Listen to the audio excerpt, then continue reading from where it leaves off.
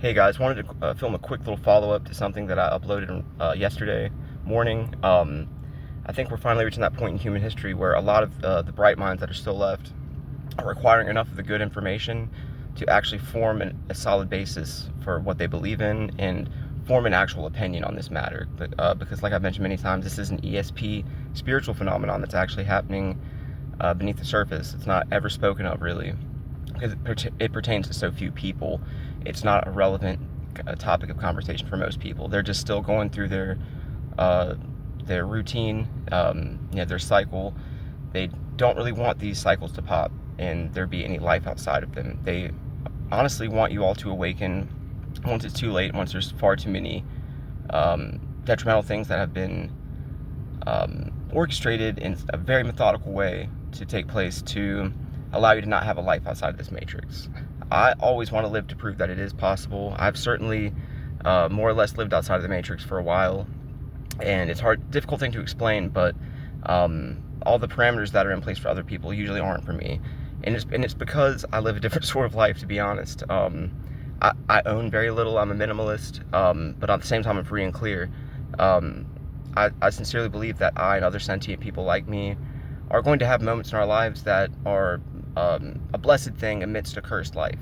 In other words, I think there's going to be silver linings for people like me along the way, and I think there's going to be reasons to continue to exist to prove points, because I can honestly say that I can prove my points, that there is more to this world. There's many things I can do to point to the fact that we have reason to believe in the things that we believe in, at least things that I believe in personally. I can point to the fact that there is genuine telepathy occurring, and I believe that many of us have a spiritual presence within us that we can point to with science that can be measured using instruments that measure one's vibrational frequency. It would point to there being a spiritual phenomenon, and it's occurring within people. But I guess the same could be said, it would be pointed to the negative energy within other people, and they're the ones who don't want us to ever broach that type of thing. So I think that's an important thing to mention. It's just never going to matter that much to the common person, especially if they don't know so little. Mum's the word because of all the aversion methods and all the things that people are doing to contain our minds. They don't want our minds to be open. They certainly don't want our minds to be too blown by anything or too amazed or awe-inspired until things are really detrimental. I sense once there's so many fires to put out, that's when they're probably going to go for the wow factor. That they're going to allow us to be amazed by the fact that there's more to this world, and I firmly believe that there is an afterlife.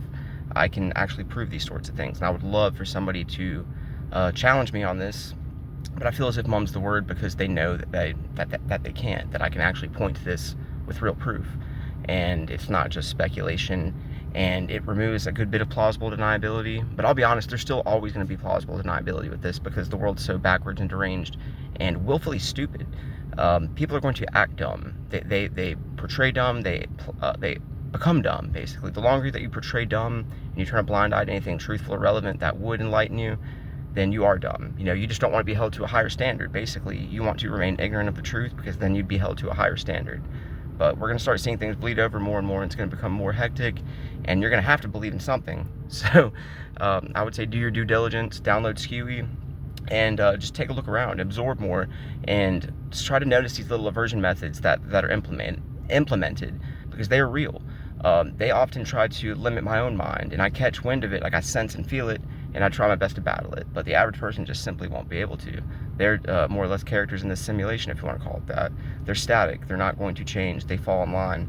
But if you're self-aware and you know these things, then you need to factor it into every little thing you do, and never stop assuming that people could surprise you in a good and bad way, because a lot of people have surprised me in a terrible way, and I never would have guessed it, but here we are. But anyway, hope that helps. But yeah, definitely pick up on those methods and be ready to prove your points to people if you have a bold claim. That's all I have to say. Later on.